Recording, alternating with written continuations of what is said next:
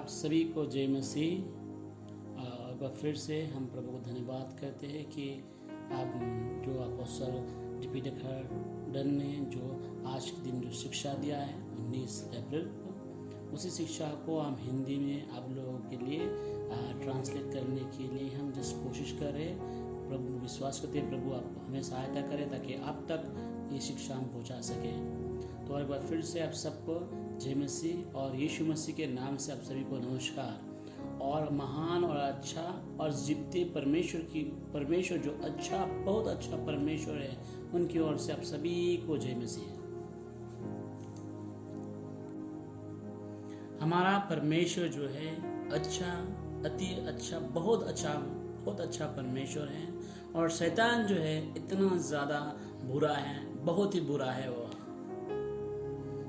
आज जिस विषय में आपको मैं सिखाना चाहता हूँ वो शिक्षा ये है ताकि हम मजबूत हो जाए, हम स्ट्रॉन्ग हो जाए, खास करके इस तरह के समय में। ये बाइबल जो है परमेश्वर का वचन है, वो कभी गलत नहीं हो सकता। आज मैं चाहता हूँ कि आप मेरे साथ परमेश्वर के वचन बाइबल से देखें। भजन संहिता 84 साम 84 चैप्टर। ये भजन संहिता जो है कोरा की संतानों ने लिखा है। जब मैं कोरा की संतानों के बारे में सोचता हूँ तो सचमुच मेरे अंदर में एक हौसला देता है, मुझे इनकरेज करता है, मुझे मेरे अंदर में एक जोश डालता है। सबसे पहले बात कोरा के जो संतानें हैं वो अपने पिताजी की ओर देखे तो उसका नाम जो है कहता है कोरा है। जब आप इजरायलियों के बीच में इस शब्द को इस्तेमाल करते, इस नाम को लेते हैं कोरा, ये जो इनको इतना अच्छा नहीं देता। क्यों ये कोरा नाम जो इजरायलियों को अच्छा नहीं लगता, इसका कारण ये और काफ़ी साल पहले हम देखते हैं गिनती किताब 16 अध्याय में उस जगह पे आप देख पाएंगे कि कुछ लोग जो मूसा के विरोध खड़े हुए थे उसमें से कोरा भी थे। कोरा वो इंसान था जो मूसा के विरोध में खड़ा हुआ था या बलवा किया था। और जिस जगह पे वो खड़ा था ऐसा हुआ मानो जमीन फट कर वो लोग सीधा ही अधोलोक में चले गए। क्यों ऐसा हुआ? क्योंकि परमेश्वर को क्रोध आया, परमेश्वर का गुस्सा उनके ऊपर भड़क गया था, इसी कारण। और हम ये कह सकते हैं कोरा जो है कहता है अस्वाभाविक मौत मरा है वो। वहाँ पे कोरा की संतान थे जो उस मौत से, अस्वाभाविक मृत्यु से बचाए गए।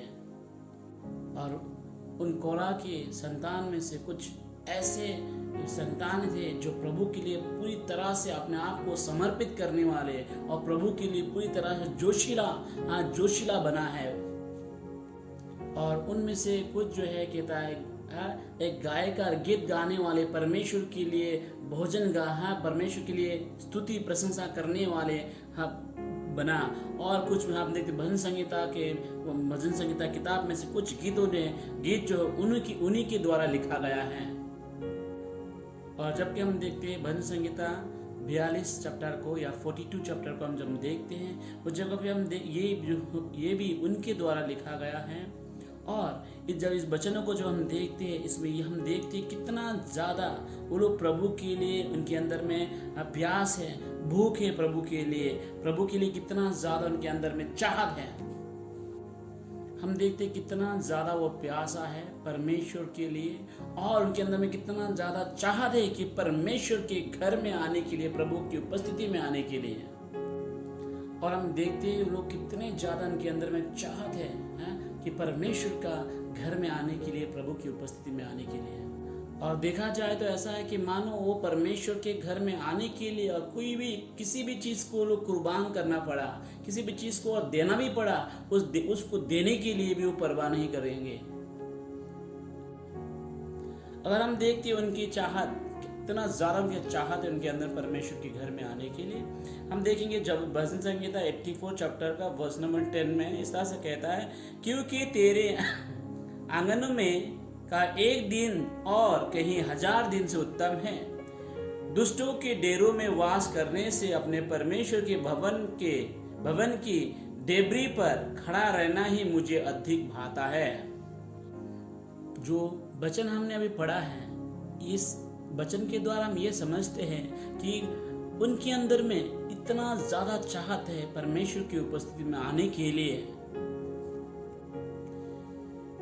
इनके अंदर यही चाहत जो है परमेश्वर के घर में आने का, परमेश्वर की इतना चाहत, परमेश्वर की इतना प्यार, जलन, ये सारा चीज जो है उनके घर में, जो उनके पिताजी के द्वारा, कोरा के द्वारा जो एक बदनाम, एक दाग लगा था, उस दाग को भी उन लोगों ने मिटा दिया, हम ऐसे कह सकते हैं। हम देखते हैं कि ये कोरा का जो संतानें हैं, इन लोगों के इस परमेश्वर के लिए चाहत, परमेश्वर के लिए प्यार, परमेश्वर के जलन जो है, इन सारे चीजों के कारण उनके घर में जो दाग लगा था, जब बदनामी लगा था, जो शर्म उनके घर परिवार में उनके पिताजी के द्वारा लाया गया, घर परिवार को लज्जित होना पड़ा था, उन सारा चीजों को इन लोगों के जीवन के द्वारा, कोरा के संतानों के जीवन के द्वारा उन लोगों ने सारा चीजों को हरा दिया है, पराजय कर दिया है।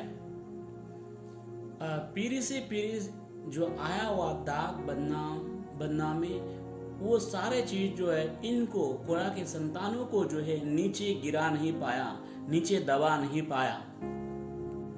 और हम ये देखते हैं कि उन लोगों ने ऐसा कोई वजह नहीं दिया, ऐसा कोई कारण नहीं बताया कि क्यों वो प्रभु को सेवा नहीं कर सकते, परमेश्वर घर आ नहीं सकते।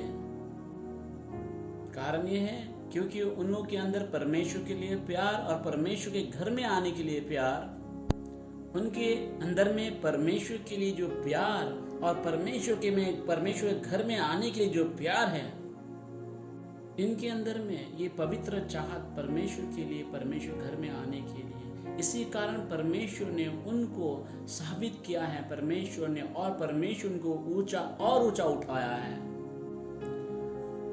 हम देखेंगे परमेश्वर के वचन, भजन संहिता 3 अध्याय का 3 वचन, 3 का 3 को हम देखेंगे। परंतु हे यहोवा, तू तो मेरे चारों ओर मेरी ढाल है, तू मेरी महिमा और मेरे मस्तक का ऊंचा करने वाला है। प्यारे दोस्तों, हमारा परमेश्वर जो है, हमारा सर को ऊंचा करने वाला परमेश्वर है। कोई फर्क नहीं पड़ता कि कौन सी चीजें, कौन सा परिस्थिति आपको नीचे की ओर खींच रहा है, लेकिन जिस समय आप अपना भरोसा परमेश्वर पर रखेंगे, परमेश्वर आपका सर को ऊंचा करेगा। मेरे प्यारे दोस्तों, मैं आपसे कहना चाहता हूँ, कोई फर्क नहीं पड़ता कि आपका माता कौन है, पिता कौन है, कौन से परिवार से आप आए हैं। मैं आपको ये कहना चाहता हूँ, हमारा परमेश्वर जो है हमारे माँ से बढ़कर है, हमारे पिताजी से बढ़कर है, हम जिस बैकग्राउंड से आए, जो घर परिवार से हम आए, उससे बढ़कर हमारा परमेश्वर है। परमेश्वर आपका हर एक समस्या जो आपके नीचे की ओर खींच रहा है, उससे बढ़कर है, ताकतवर है। परमेश्वर आपका वो समस्या जो आपके आगे हैं, उससे भी बढ़कर परमेश्वर बड़ा है। परमेश्वर आपको ऊंचा उठाएगा, आपके सर को ऊंचा उठाएगा, जब आप अपने भरोसा उस पर करते पूरी तरह से। हम जो ऐसे बढ़िया समय में हम जी रहे हैं, एक ऐतिहासिक पल में हम जी रहे हैं। कुछ लोग इस तरह से कहते हैं, जब कठिन होता है उस समय केवल वही लोग उस कठिनाई में खड़ा रह सकता है जो सचमुच वो कठिन व्यक्ति है। जब हम भजन संहिता 84 चैप्टर को हम पढ़ते हैं, जब हम देखते हैं कि कोरा की संतानें कुछ इन बातों को हमें सिखाता है, खास करके कैसे हम प्रभु में मजबूत रह सके। अभी जो कठिन समय है, इस कठिन समय में कैसे हम मजबूती के साथ खड़ा रह सके, हमें सिखाता है। सबसे पहला एडवाइस या जो शिक्षा हमें देता है वह है कि परमेश्वर के उपस्थिति में रहना है। हम पढ़ेंगे भजन संहिता 84 चैप्टर का 1 और 2 वचन। तेरे निवास क्या ही प्रिय है। मेरा प्राण यहोवा के आंगनों को अभिलाषा करते करते मूर्छित हो चला है। मेरा तन मन दोनों जीवते परमेश्वर को पुकार रहा है। प्यारे दोस्तों, इस बात से हम इनकार नहीं कर सकते कि हम बहुत कठिन समय में हम अभी जी रहे हैं। हम ऐसे समय में जी रहे हैं जिसका कोई गारंटी नहीं है, कोई निश्चित नहीं है, और हमें नहीं पता कि अब से कुछ देर में क्या होगा, क्या होने वाला है, वो हमें नहीं पता है। लोग डर में जीवन जी रहे हैं। हम ऐसे समय में जी रहे हैं मानो इसमें कोई आशा नहीं आता, आशा नजर नहीं आ रहा है। प्यारे दोस्तों, मैं आपसे कहना चाहता हूँ, आशा, भरोसा और सुरक्षित है तभी हम पाएंगे अगर हम परमेश्वर के उपस्थिति में आते हैं। सुरक्षा हमें मिलेगा जब हम परमेश्वर के उपस्थिति में आएंगे।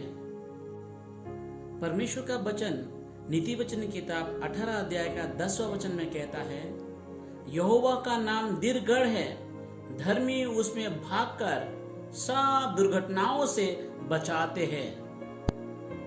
और परमेश्वर का वचन भजन संहिता 16 अध्याय का 11 वचन में इस तरह से कहता है, तू मुझे जीवन का रास्ता दिखाएगा, तेरे निकट आनंद की भरपूरी है, तेरे दाहिने हाथ में सुख सर्वदा बना रहता है।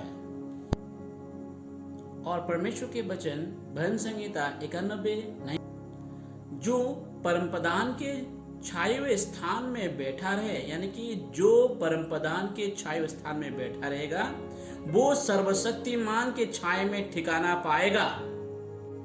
जब आप सर्वशक्तिमान की छाए में आप बैठा रहेंगे, जब आप सर्वशक्तिमान परमेश्वर की उपस्थिति में आप रहेंगे।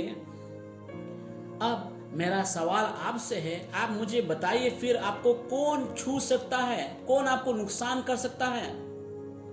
भजन संहिता 91 चैप्टर का 2 वचन में इस तरह से मैं पढ़ूंगा आपके लिए, मैं यहोवा के विषय में कहूंगा, वो मेरा शरणस्थान और गढ़ है, वो मेरा परमेश्वर है, मैं उस पर भरोसा रखूंगा। 4 को मैं पढ़ूंगा अभी, वो तुझे अपने पंख की आड़ में ले लेगा और तू उसके पैरों के नीचे शरण पाएगा, उसकी सच्चाई तेरे लिए ढाल और झिलिम ठहरेगी। एक मुर्गी जबकि अपने बच्चों को पंख की आड़ में जब ले लेता है, ईगल कहता है, उका पक्षी भी उससे डरता है। फिर आप सोच कर देखिए कितना ज्यादा होगा, कितना बढ़िया होगा जब हम महान परमेश्वर के उपस्थिति में रहते हैं, महान परमेश्वर के साथ में रहते हैं और महान परमेश्वर के अंदर में हम रहते हैं। हम कितना ज्यादा सुरक्षित है उसकी उपस्थिति में। इसी कारण आइए हम उसकी उपस्थिति में आए। हाँ, हम ऐसे दिनों में जी रहे, सवालों के समय में, सवालों के दिनों में जी रहे। बहुत सारे सवाल बहुत सारे लोग करते हैं, बहुत सारे लोग सवाल पूछते, ये क्यों, ऐसा क्यों, या कुछ लोग पूछते ये कोरोना वायरस किस लिए है। कोई जवाब नहीं दे रहा है, कोई जवाब दे नहीं सकता, केवल एक दूसरे के ओर में इल्जाम देते हैं, एक दूसरे के ऊपर उंगली उठा रहे हैं। परमेश्वर के वचन बाइबल में हम देखते हैं, यिर्मयाह किताब 33 अध्याय का 3 वचन में इस तरह से कहता है, मुझसे प्रार्थना कर और मैं तेरी सुनकर तुझे बड़ी बड़ी और कठिन बातें बताऊंगा जिन्हें तू अभी नहीं समझता। जब हम परमेश्वर को पुकारते हैं, जब उसकी उपस्थिति में आते हैं, तब परमेश्वर जो है अपनी गुप्त बातों को हमें बताएगा, क्या कुछ होगा, क्या कुछ होने वाला है। जब परमेश्वर हमें बताएगा, अपने गुप्त बातों को समझाएगा, बताएगा, फिर हम जो है समस्याओं को अपने ही नजर से नहीं देखेंगे, बल्कि परमेश्वर या नजर से हम समस्या को हम देखेंगे। परमेश्वर की उपस्थिति में आओ, परमेश्वर की उपस्थिति में ही रहो। परमेश्वर आपको गुप्त बातों को बताएगा, और जब परमेश्वर आपको गुप्त बातों को बताने लगेगा, आप जो है कमजोर नहीं, आप ताकतवर मजबूत बन जाएंगे। मूसा को परमेश्वर की उपस्थिति के बारे में वो समझता था और ये भी जानता था कि परमेश्वर की उपस्थिति के बिना वो एक भी शत्रु को, एक भी विरोधी को हरा नहीं पाएगा। मूसा परमेश्वर की उपस्थिति के बारे में जानता था, परमेश्वर की उपस्थिति का कीमत को समझता था। इसी कारण उसने कहा, परमेश्वर तेरा उपस्थिति हमारे साथ नहीं चलता, हमें जाने के लिए अनुमति मत दे, हमें जाने के लिए मत कहें। इसको हम देख सकते हैं निर्गमन की किताब 33 चैप्टर का 15 वचन में। मूसा ने कहा, प्रभु अगर तेरी उपस्थिति हमारे साथ नहीं चलता तो हमें जाने के लिए मत कहें। तो इसलिए अगर हम परमेश्वर की उपस्थिति में हम रहते हैं, हम जानते हैं कि हम कितना ज़्यादा ताकतवर होंगे प्रभु के साथ चलने के लिए और मसीह सफर में पूरा चलने के लिए। अगर हम चाहते हैं मजबूत मसीह जीवन जीने के लिए, तो हमें परमेश्वर के साथ उसकी उपस्थिति में होकर चलना होगा। ये कोरह के संतानें जो है वो हमें एक शिक्षा देता है कि हमें परमेश्वर के उपस्थिति में रहना क्यों जरूरी है। कोरह के संतान जो है हमें ये सिखाता है, खासकर ये मुख्य समय में, कि हम जो है परमेश्वर के उपस्थिति में आना जरूरी है। परमेश्वर की उपस्थिति में आने के लिए एक चाहत हो हमारे अंदर में। अगर हम परमेश्वर की उपस्थिति में आते हैं, तभी जाकर हम मजबूत मसीह बन सकते हैं। इस कठिन समय में हम खड़ा हो सकते हैं। हम देखते हैं कि दानियल के द्वारा जो वचन बोला गया है, दानियल की किताब 11 अध्याय का 32वां वचन, उसका आखिरी 2 लाइन को हम पढ़ेंगे। परंतु जो लोग अपने परमेश्वर का ज्ञान रखेंगे वो हियाव बांधकर बड़े काम करेंगे। जो लोग अपने परमेश्वर को जानेंगे वो जो कहता है बड़े बड़े कामों को कर पाएंगे। इसी कारण कोरह के जो संतानें हैं, उन लोगों के जीवन के द्वारा कुछ उदाहरण को हम देख सकते हैं और हम सीखते हैं कि अगर हम चाहते हैं इस मुख्य समय में हम जयवंत जीवन जीने के लिए, मजबूती की जिंदगी जीने के लिए, मसीह जीवन में या आत्मिक जीवन मजबूत रहने के लिए, हमें परमेश्वर की उपस्थिति में आना जरूरी है। और दूसरा शिक्षा या दूसरा एडवाइस जो है कोरह की संतानों के द्वारा हमें दिया गया है। अगर आप चाहते हैं कि इतिहास रचने वाला, हालातों को बदलने वाला, आपको चाहिए कि आप अपना हृदय, अपने जीवन को जो है परमेश्वर पर पूरी तरह से समर्पित कर दो। अगर आप चाहते हैं कि इतिहास को रचने वाला, हालातों को बदलने वाला, फिर तो आपको चाहिए कि आपका दिल जो है परमेश्वर की ओर होगा, परमेश्वर समर्पित होना चाहिए। और दूसरा ये है कि आप जो एक यात्री समझकर जीवन को जीना जरूरी है। ध्यान सुनिए, परमेश्वर के वचन भजन संहिता 84 चैप्टर का 5वां वचन में क्या कहता है। क्या ही धन्य है वो मनुष्य जो तुझसे शक्ति पाता है, और वे जिनकी सियोन की सड़क से सुधी रहती है। प्यारे दोस्तों, हम आपसे कहना चाहते हैं, हम सभी जो है इस धरती पर एक मुसाफिर की तरह हैं और हम एक यात्री हैं। कुछ लोग ये कहता है जीवन जो है एक यात्रा है। जिस दिन आपका जन्म हुआ है, मानो आप एक ट्रेन में आपने अपना सफर शुरू कर दिया। उसके बाद जब आप अपने आंखें खोलते हैं तो आपके सामने वो एक इंसान खड़ा होता, आदमी खड़ा होता, वो कहता मैं तुम्हारा पिताजी हूँ। और कुछ समय के बाद दूसरा एक और जगह पे खड़ा होता है, वो कहता है मैं आपकी माँ हूँ। और कुछ लड़का लड़की ये कहेंगे कि मैं आपके भाई हूँ, मैं आपकी बहन हूँ। उसके बाद आप उनसे पूछना कि आप कहाँ जा रहे हो, कहाँ तक का आपका सफ़र है, वो भी आपको कहेंगे हम भी एक सफ़र में हैं, हम भी एक यात्री हैं, और आप साथ में मिलकर एक सफ़र को तय करते हैं। और कुछ समय के बाद में उनमें से कोई एक उतर जाता है स्टेशन आने पर। आपको नहीं पता कि कौन उतर रहा है, लेकिन कोई उतरता है। जो स्टेशन आने पे उतर जाता है वो तो उसका सफ़र केवल वहाँ तक होता है, वो उतर जाता है। लेकिन आप जो है अपना सफ़र को लगातार आप उस सफ़र में आप चलते हैं। जबकि आप उस सफ़र को आप लगातार आप उस सफ़र को तय कर रहा है, सफ़र में आप हैं, तो आपको उन लोगों को याद आता है जो सफ़र के द्वारा आपके साथ थे और स्टेशन आने पर जो लोग उतर गए बारी बारी से। आप उन लोगों को आप याद तो करते हैं, कभी मुस्कुराते हुए याद करते हैं, कभी ऐसे ही याद कर लेते हैं। लेकिन मैं आपसे कहना चाहता हूँ, कभी भी कहता है भावुक होकर याद नहीं करना है। अगर आप भावुक होकर उनको याद करते हैं तो आपको तकलीफ पहुंचेगा, और आपके साथ में जो लोग सफ़र में हैं उनको भी ये तकलीफ हो सकती है। इसका अर्थ ये है कि हम जो है इस जीवन में हम एक यात्री हैं, और यात्री सफ़र में हम लोग हैं। हम परमेश्वर को धन्यवाद करते हैं कि एक दिन ज़रूर हम उन लोगों से मुलाकात करेंगे। फिर तो दोबारा हमें कहता है यात्री बनकर नहीं। प्यारे दोस्तों, आप सुनिए, परमेश्वर के वचन इस तरह से कहता है भजन संहिता 84 का 5वां वचन में कि हम अपने मन में इस बात को ठान लें कि हम सभी जो है एक यात्री हैं। इस दुनिया में हम एक यात्री हैं, और हमें एक यात्री की तरह ही जीवन जीना है।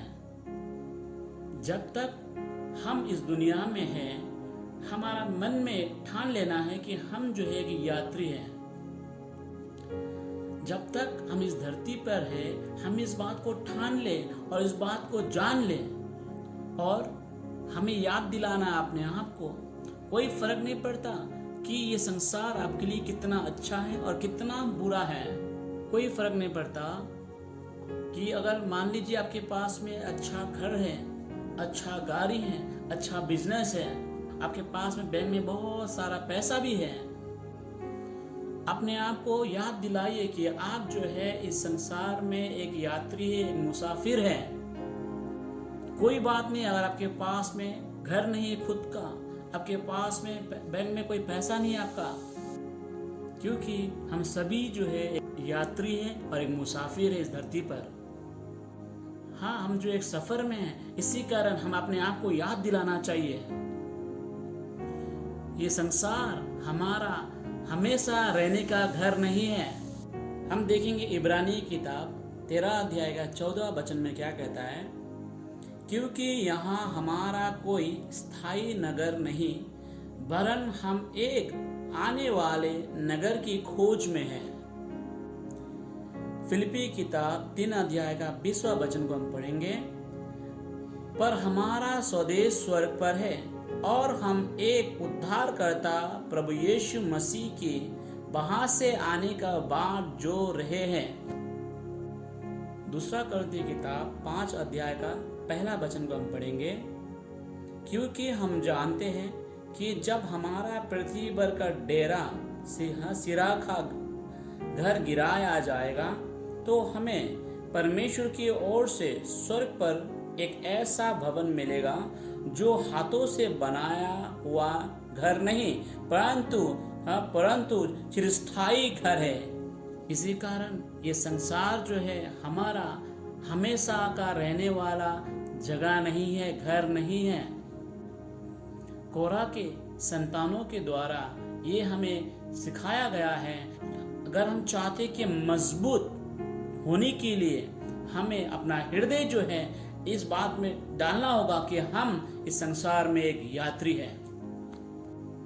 इसी कारण यीशु मसीह ने भी अपने वचनों में कहा, यूहन्ना किताब 14 अध्याय का 2 वचन, मेरे पिता के घर में बहुत से रहने के स्थान हैं, यदि ना होते तो मैं तुमसे कह देता, क्योंकि मैं तुम्हारे लिए जगह तैयार करने के लिए जाता हूँ।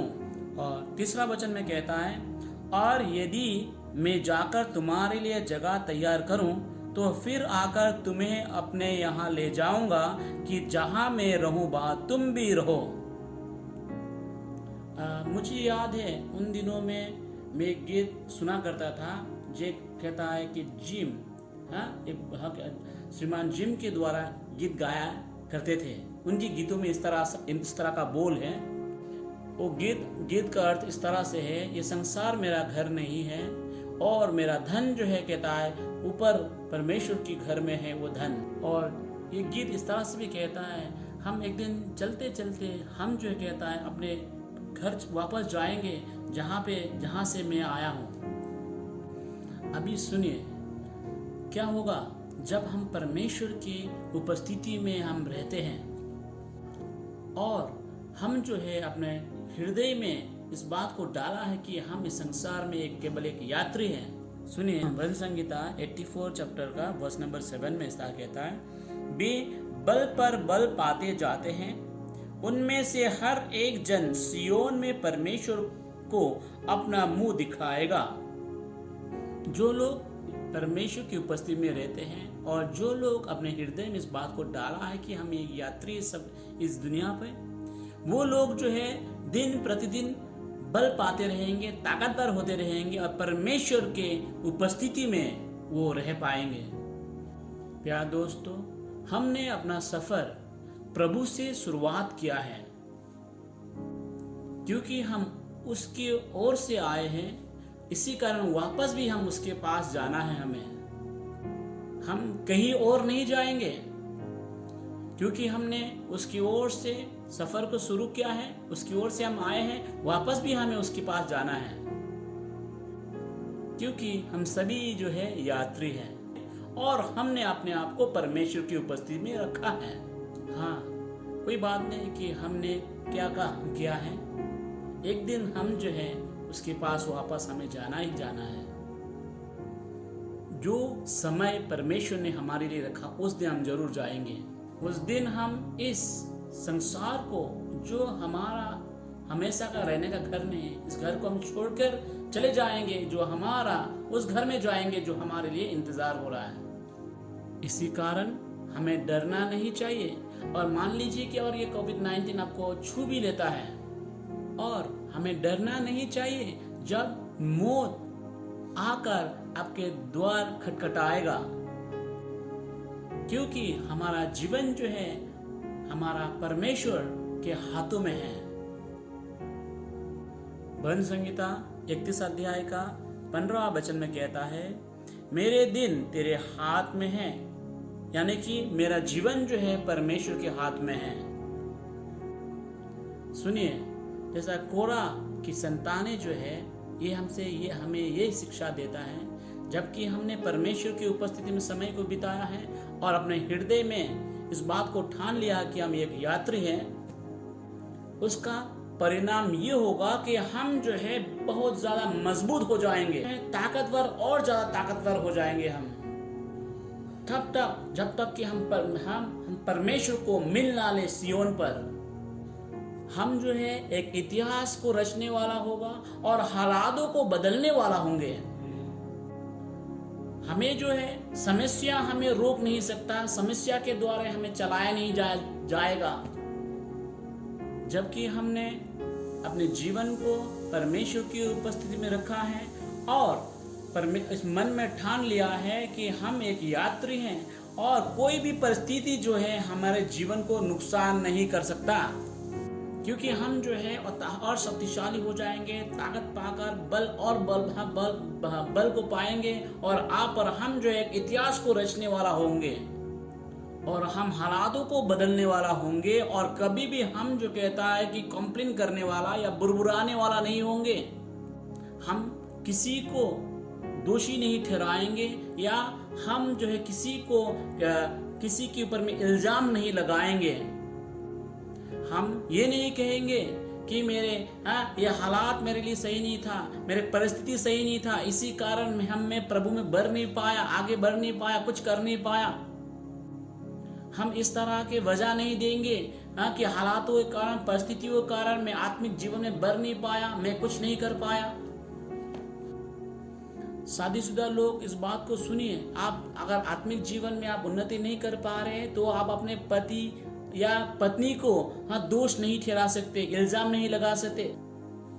कुछ लोग अपने पति के ऊपर इल्जाम लगाता है, कुछ लोग अपने पत्नी के ऊपर इल्जाम लगा रहे हैं कि आप प्रभु में बढ़ नहीं पा रहे, आप कुछ कर नहीं पा रहे, उसके कारण वो है। इसी कारण कुछ लोग एक कारण ढूंढते हैं अपने पति या पत्नी से अलग रहने के लिए, यह कहता है कि तलाक देने के लिए कारण ढूंढते हैं। मैं उन लोगों को ये कहता है, नहीं नहीं नहीं, बिल्कुल नहीं, ये केवल आप एक वजह दे रहे हैं, एक कारण बता रहे हैं। कुछ लोग तो अपने बच्चे को ऊपर इल्जाम लगा देते हैं, बच्चे के कारण। कुछ लोग तो कहता है उसके कारण। कुछ लोग कहते हैं मेरे पास्टर के कारण। बहुत सारे लोगों के ऊपर बहुत सारे कारण बताते हैं कि क्यों प्रभु में भर नहीं पाते हैं। और कुछ लोग तो अपने कलीसिया के ऊपर दोष लगाते हैं, पास्टरों के ऊपर दोष लगाते हैं। और कुछ लोग आप जानते हैं, कुछ लोग तो ये भी कहेंगे क्योंकि लॉकडाउन के कारण है मैं प्रभु में भर नहीं पाया, कुछ नहीं कर पाया। कोरह के संतानों ने ये कहा, कोई फर्क नहीं पड़ता कि हम कैसे हैं, लेकिन हम कहता है क्योंकि हम जानते हैं कि हमने अपना समय परमेश्वर की उपस्थिति में दिया है और अपने दिल में हमने ठान लिया कि हम एक यात्री हैं। इसी कारण जो है हम ताकत पाकर और बलवंत की ओर हम बढ़ रहे हैं। जब कोरह की संतानों ने परमेश्वर की उपस्थिति में समय को बिताया है और अपने जीवन में इस बात को ठाना वो एक केवल यात्री है, इसी कारण वो जो कहता है कि परिस्थिति को बदलने वाला हो गया और इतिहास को रचने वाला वो बने। प्यारे दोस्तों, हम जो है हालातों के ऊपर में हुक्म चलाने वाला है, हालातों को बदलने वाला है, ना कि हालात हमारे जीवन को बदलेगा, ना कि हालात हमारे जीवन पर हुक्म चलाएगा। सुनिए, अभी बहुत महत्वपूर्ण या इंपॉर्टेंट या इंटरेस्टिंग वचन को हम पढ़ेंगे भजन संहिता 84 वर्स नंबर 6 में। और ये वचन जो बहुत बढ़िया है, बहुत मजेदार है सुनने के लिए, हमारे यहाँ सुनने में, और हमारे अंदर में एक नया जोश को डालेगा। हम पढ़ते हैं इसको। बे रोने की तराई में जाते हुए उसको सोता का स्थान बना देते हैं, फिर बरसात की अगली बिस्टी उसमें आशीष की आशीष उपजाती है। मैं बहुत ज़्यादा खुश हूँ जबकि हमने अपने समय परमेश्वर की उपस्थिति में दिया है और अपने दिल में हम ठान लिया हम एक यात्री हैं और हम बल पाकर और शक्तिशाली होकर जबकि इस बाका बोलने वाले नगर से हम आगे बढ़ते जाते हो। ये बाका जो वैली है, ये वैली का इसका अर्थ ये है कि दुख के साथ रोना और रोते ही रहना। ये बाका जो घाटी है या तराई जो है वो जो कहता है पूरा सूखा हुआ है, वो बंजर भूमि है और पूरी तरह से रेत ही रेत है उसमें। वो एक मरुभूमि है जिसमें कोई जल नहीं है। और जिस समय ये लोग जो परमेश्वर की उपस्थिति में रहते हैं, जो अपने दिल में ठान लिया है ये केवल वो जो एक मुसाफिर है, एक यात्री है इस दुनिया पर, और उन लोगों के द्वारा जो है पूरी तरह से उस जगह का इतिहास बदल दिया, परिस्थिति को बदल दिया, हालातों को बदल दिया है। और वो लोग उस घाटी को पूरी तरह से बदल दिया है। और उस घाटी जो है पूरी तरह से पानी से भर चुका था और वो घाटी जो कहता रोने वाला, हमेशा रोते रहने वाला जो घाटी था, अभी वो जो है गीत गाने वाला घाटी बन चुका है। ये लोगों ने इस घाटी को पूरी तरह से बदल दिया। वो घाटी जो एक मरा हुआ घाटी था और अभी जो उन लोगों ने एक आनंद का घाटी बनाया है। हो सकता है कि बहुत सारे लोग उस घाटी से होकर गए, बहुत से लोग मर भी गए उस जगह पे। पर जब कोरह की बच्चे कहता है वो पर अपने जीवन को प्रभु की उपस्थिति में रखे और अपने मन में इस बात को ठान लिया है कि वो एक यात्री है और वो बल पाते गए, बलवंत होते गए और उनको कोई भी परिस्थिति, उस घाटी की परिस्थिति भी उसको दबा नहीं पाया। और कोरह के बच्चे जो हैं उस घाटी में एक जीवन लाए। इसी कारण मैं बहुत ज्यादा खुश हूं। मैं कहना चाह रहा हालेलुया, क्योंकि उस घाटी में जीवन आया। मेरे प्यारे भाइयों बहनों जो मसीह में हैं, मैं कहना चाहता हूं परमेश्वर ने हमें बुलाया है ताकि हमें बदलाव ला सके, खास करके जो कि इस पाप से भरा हुआ संसार में एक बदलाव को लाए।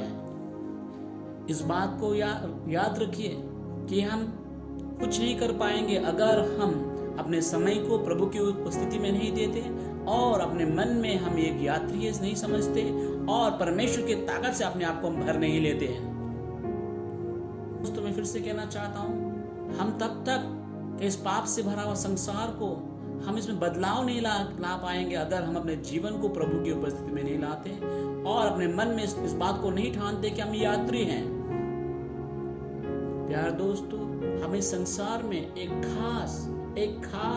खास मकसद के साथ में हैं और मैं फिर से कहना चाहता हूँ, परमेश्वर का खास मकसद है हमारे जीवन में।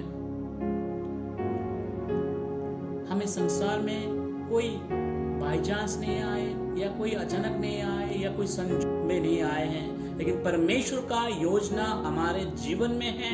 परमेश्वर ने ही हमें संसार में भेजा है।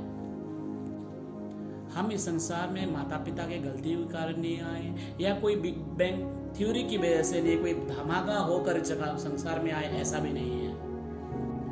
हम इस संसार में हैं परमेश्वर की इच्छा से, हम इस संसार में परमेश्वर की मर्जी से संसार में हैं। हम परमेश्वर के लिए हैं और जब तक हम इस संसार में हैं, चलिए हम परमेश्वर को सेवा करें पूरी तरीके से। चलिए हम उन कामों को पूरा करें जो परमेश्वर ने रखा है कि हमारे द्वारा पूरा होना है। चलिए हम परमेश्वर की सेवा करें इसी पीढ़ी में। मुझे अच्छा लगता है जब मैं दाऊद के बारे में पढ़ता हूँ, सुनता हूँ। हाँ, उसके जीवन में बहुत सारे कमी घटी उसके जीवन में है और बहुत सारा गलतियां उसके जीवन के द्वारा हुआ भी है, लेकिन अंत में उसने परमेश्वर का उस मकसद को, परमेश्वर उस काम को पूरा किया है। परमेश्वर के वचन इस तरह कहता है, पहली किताब 13 अध्याय का 36 वचन में, क्योंकि दाऊद तो परमेश्वर की इच्छा के अनुसार अपने समय में सेवा करके सो गया और अपने बाप दादा में जा मिला और सर भी गया। मैं सभी लोगों को बुलाता हूँ, सभी लोगों से कहता हूँ, जवान लोग, जवान बहनें, सभी लोगों से कहता हूँ, चलिए हम प्रभु को सेवा करें इसी पीढ़ी में। चलिए हम प्रभु को सेवा करें जब तक हम जीवित हैं। चलिए हम प्रभु को सेवा करें जब तक समय है। याद रखिए, कोरा की बेदों के द्वारा जो शिक्षा हमें दिया गया है, इस दिल में इस बात को ठान लो कि हम एक यात्री हैं और हमें परमेश्वर की उपस्थिति में अपने हमें समय को देना ही देना है। हाँ, पहले बात है कि जरूरी है कि हम अपने परमेश्वर की उपस्थिति समय को दें, समय को रखें, समय को बिताएं। और दूसरा, अपने मन में ठान ले हमें इस संसार में एक यात्री है। और आप जब बल पाएंगे परमेश्वर की उपस्थिति में, आप जो है एक इतिहास को रचने वाला बनेंगे और आप जो है हालातों को बदलने वाला बनेंगे। खास करके इस तरह के समय में परमेश्वर ने हमें खास करके ऐसे समय में भेजा है ताकि हम परमेश्वर के लिए कुछ कर सकें। परमेश्वर ने हमें खास करके इस ऐसे समय में हमें रखा है ताकि हम परमेश्वर के लिए कुछ कर सके, इससे पहले कि हम दुनिया को छोड़ के चले जाएं। परमेश्वर आप सबको आशीष करें। मैं चाहता हूं आप सभी के लिए दुआ करने के लिए, ताकि हम जो है और ज्यादा ताकतवर बने, हम जो है सचमुच परमेश्वर के लिए हम कुछ करने वाला बन सके। पिता, मैं धन्यवाद करता हूँ कि आज जो वचन के द्वारा प्रभु आपने हमें जागृत किया है, उसके लिए धन्यवाद प्रभु जी। मैं दुआ करता हूँ कि हम में से हर एक लोग जो प्रभु इस बात को समझे कि प्रभु परमेश्वर के आपने हमारे जीवन के लिए कुछ रखा है जो हमें पूरा करना है। पिता, हम में से हर एक को सहायता करना ताकि हम तेरी उपस्थिति में आए, और जब तेरी उपस्थिति में आएंगे प्रभु परमेश्वर, तू अपने गुप्त बातों को हमें सिखाएगा। प्रभु हमें माफ करना, काफी बार प्रभु परमेश्वर हम भूल जाते हैं तेरी उपस्थिति में आने के लिए प्रभु जी। और प्रभु हमें सहायता करना, इस बात को हम समझे, हम तेरी उपस्थिति में आए और इस बात को अपने मन में ठान ले कि हम जो है कहता है एक यात्री है संसार में। काफी बार हम भूल जाते हैं कि प्रभु परमेश्वर में एक यात्री है, एक मुसाफिर है संसार में। प्रभु हमें माफ कर प्रभु परमेश्वर, क्योंकि काफी बार हम सोचते हैं कि हम इस संसार में हमेशा रह जाएंगे। प्रभु परमेश्वर हमें माफ करना प्रभु। प्रभु हम धन्यवाद करते हैं कि तूने अपने वचन के द्वारा याद दिलाया है हम जो केवल इस संसार में एक परदेसी हैं और यात्री हैं। प्रभु सहायता करना उन सभी को जो कहता है कि इन संदेश को, शिक्षाओं को सुने प्रभु जी, ताकि इस बात को समझे, ताकि हमें जो है प्रभु तेरी उपस्थिति में आना है और अपने मन में ठानना है, इस बात को डालना है कि हम एक परदेसी हैं, यात्री हैं इस संसार में प्रभु परमेश्वर। और मैं ये सारे प्रार्थना जो है यीशु के नाम से करता हूँ, आमेन। जितने लोग इस ऑडियो मैसेज को सुनेंगे, सचमुच मैं जानता हूँ हमारा जीवन जैसा है वैसा नहीं रहेगा, बदल जाएगा और हम परमेश्वर में और ताकत पाकर हम परमेश्वर के लिए कुछ करेंगे इस संसार को अलविदा कहने से पहले। प्रभु आप सबको आशीष करें, आप घर परिवार को आशीष करें, प्रभु आप सबको सुरक्षित रखें यीशु के नाम से, आमेन।